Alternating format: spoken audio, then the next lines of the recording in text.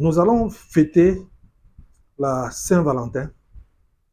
Saint-Valentin étant une fête d'origine multiple, on ne va pas revenir sur l'origine, puisqu'on n'arrive même pas à s'accorder sur l'origine de cette fête-là.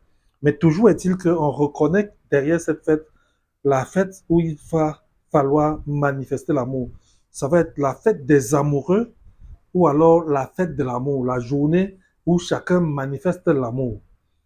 On a ramené cette fête à l'amour Eros, étant entendu que l'amour peut se subdiviser en trois grandes catégories.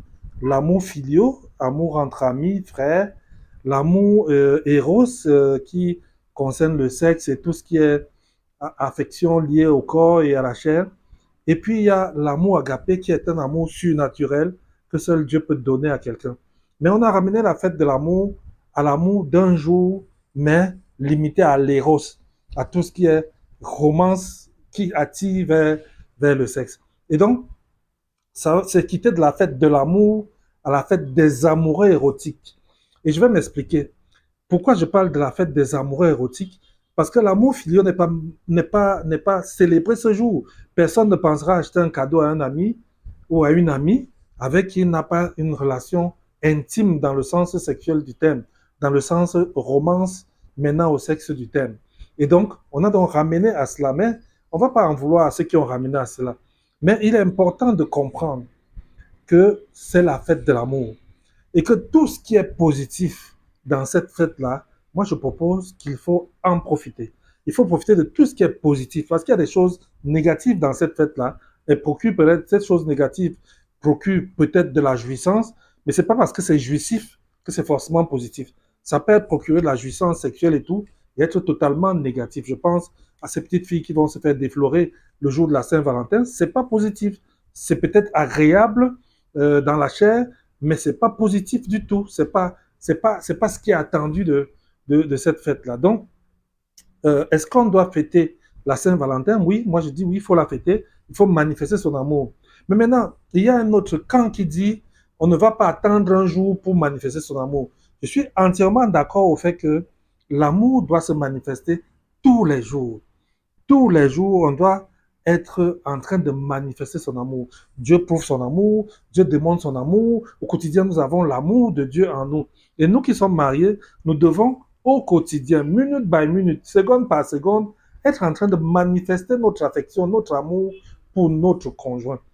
Montrer à notre conjoint qu'il a en face de lui ou à côté de lui quelqu'un qui l'aime.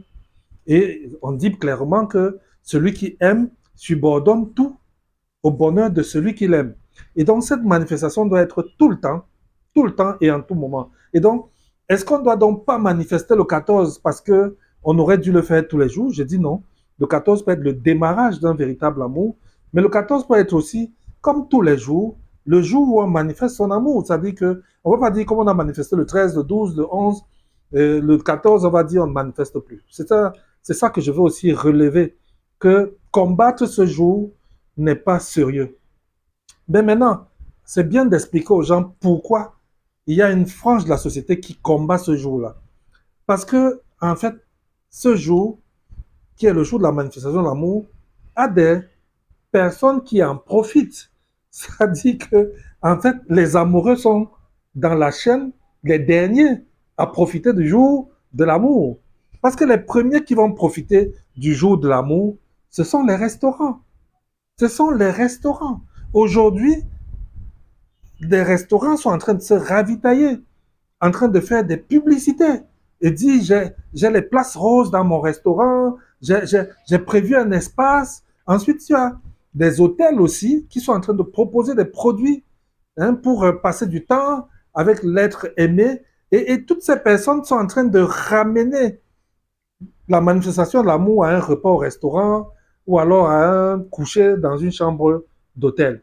Mais après ces deux-là qui profitent vraiment, vous avez les entreprises qui font dans les cadeaux, des boutiques, qui sont en train de faire aussi un business, un grand business de cette journée de l'amour. Les médias ne sont pas en marge parce que les médias profitent pour faire de la publicité et la publicité rapporte de l'argent aux médias. La cinquième catégorie qui profite de ce jour, ce sont les ados. Et c'est ça qui est dommage. Ce sont des petites filles, ce sont des petits garçons qui ne sont même pas encore en âge de parler du vrai amour, qui vont profiter de ce jour-là pour faire tout ce qui est mauvais. Et c'est ça, c'est là où je voulais arriver. Voilà les profiteurs de cette journée de l'amour. Mais pourquoi ils peuvent profiter de journée de l'amour? Parce que ceux qui en ont le droit ne l'utilisent pas. C'est rare de voir des couples mariés sérieux au restaurant le jour du 14. Ils n'y pensent même pas. Ils pensent que c'est le jour pour les autres. Or, les autres ont besoin de voir l'exemple du vrai amour. La Bible dit que le monde attend la manifestation des fils de Dieu. C'est-à-dire que ceux qui connaissent le vrai amour, c'est le jour où ils doivent montrer le vrai amour. Mais je vous assure, quand on parle d'amour, demandez au peuple, demandez au public qui est-ce qu'ils considèrent comme les vrais amoureux. Ils vont vous dire c'est les célibataires, pas les mariés. Parce que les mariés aujourd'hui, et c'est là où je veux qu'on arrive, les mariés ne montrent pas, ne donnent pas envie aux non-mariés de venir au mariage. Ils ont une façon de vivre leur amour de manière tellement fade que les autres vont rechercher ce qui n'existe pas. Et donc, les premiers qui devraient profiter de la manifestation de ce jour, ce devraient être des couples mariés. C'est eux qui devraient amener sa femme au restaurant, c'est eux qui devaient prendre des week-ends, c'est eux qui devaient à la maison devant les enfants faire un petit mouvement, quelque chose qui montre que l'amour est dans l'air. Et c'est là où les enfants vont apprendre ce que c'est l'amour. Parce qu'on a le public, la télévision, les réseaux sociaux ont montré un amour qui est limité à l'éros, au sexe, aux autres. Mais papa et maman ont besoin de montrer la différence. Donc les couples mariés ont besoin de montrer aux non-mariés ce qu'on appelle un amour, l'amour que Dieu lui y promet. Les deuxièmes qui doivent aussi profiter de ce jour pour montrer le vrai amour, ce sont les organisations.